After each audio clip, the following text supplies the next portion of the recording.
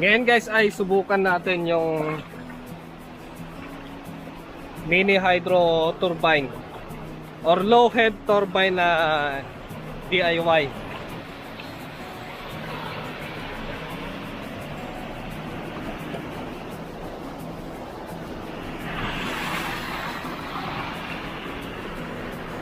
Sarap maligo guys.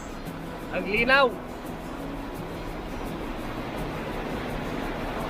Ito guys lahat yung gamit.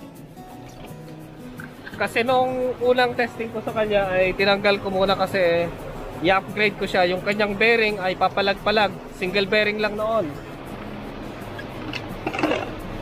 Ito guys. Ayan.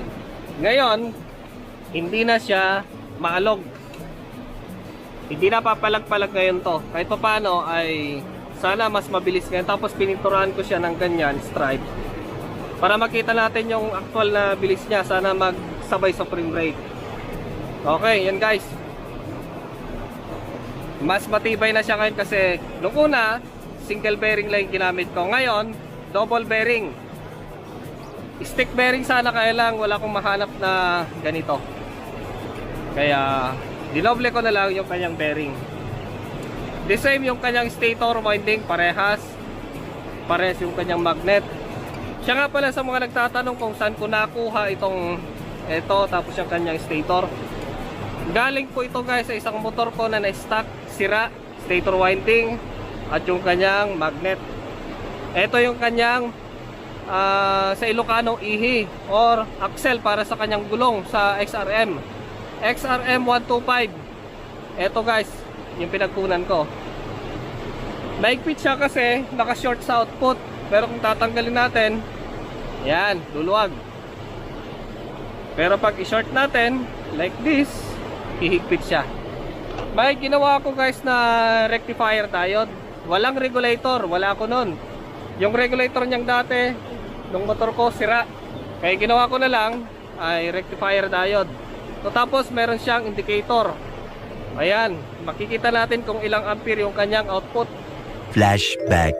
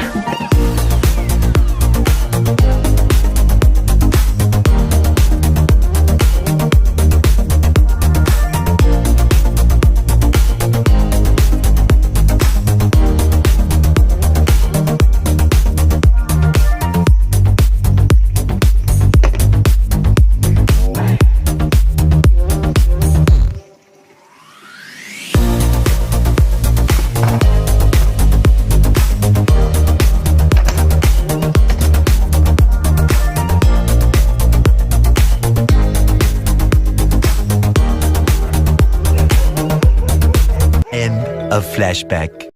Okay, subukan natin. Mas maganda yung ikot niya ngayon guys kaysa nung unang test ko sa kanya. Mas pino yung kanyang ikot. Mas smooth. Tapos dito sa kabila, wala siyang alog. Hindi kagaya nung una na pumapaling-paling na ganon. Tapos naririnig ko kung minsan sa loob ng doon, pag nakaset up doon, tumatama dito sa gilid. Pero ngayon, hindi.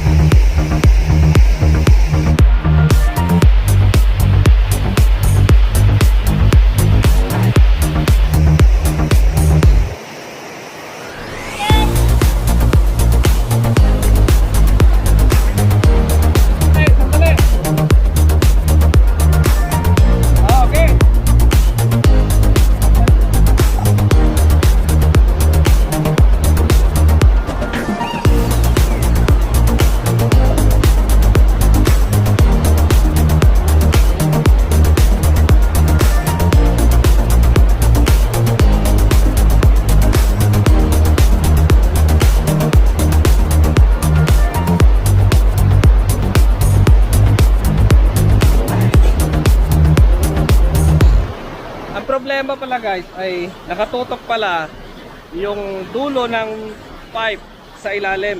Kaya yung labasan ng tubig ay natatrap. Kailangan pala nakahang para yung tubig ay free siya na lalabas dun sa baba.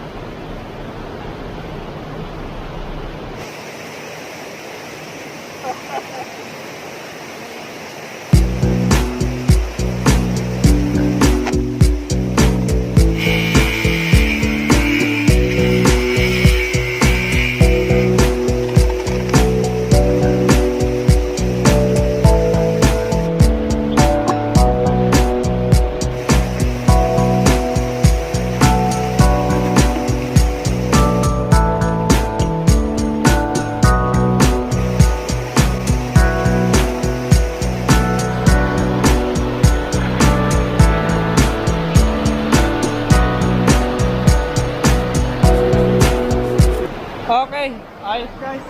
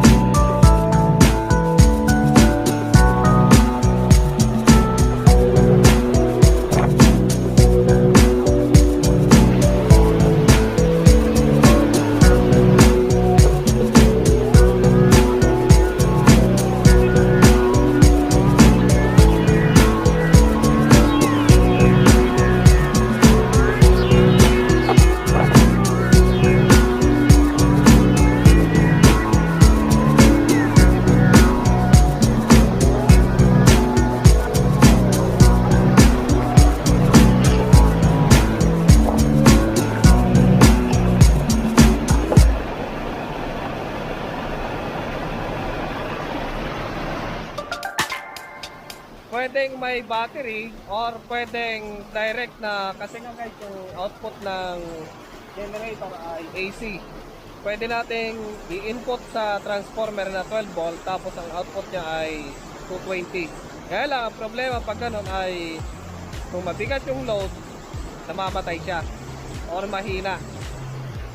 Kaya dapat okay na rin to guys.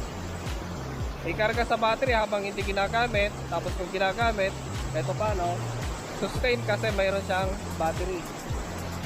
Habang hindi ginagamit, yung inverter, nakakapag-store siya ng kuryente sa battery. Dire-diretso, day at night. Araw at gabi, nagkakarga siya. May araw man or wala. Siguro, next video ay subukan natin i-upgrade or pataasin pa yung kanyang output. Subukan natin i-rewind. Subukan kaya natin na itaas hanggang 220. Kaya. Pero itong setup na to guys ay pwede nang ilagay sa transformer para tumaas. Yung nga lang ay sa mga ilaw-ilaw lang na LED pang charge ng cellphone. Pero kung just in case na maraming load, mabigat ang load, babagsak pa rin yung kanyang kuryente. Okay na to guys. Pasok na.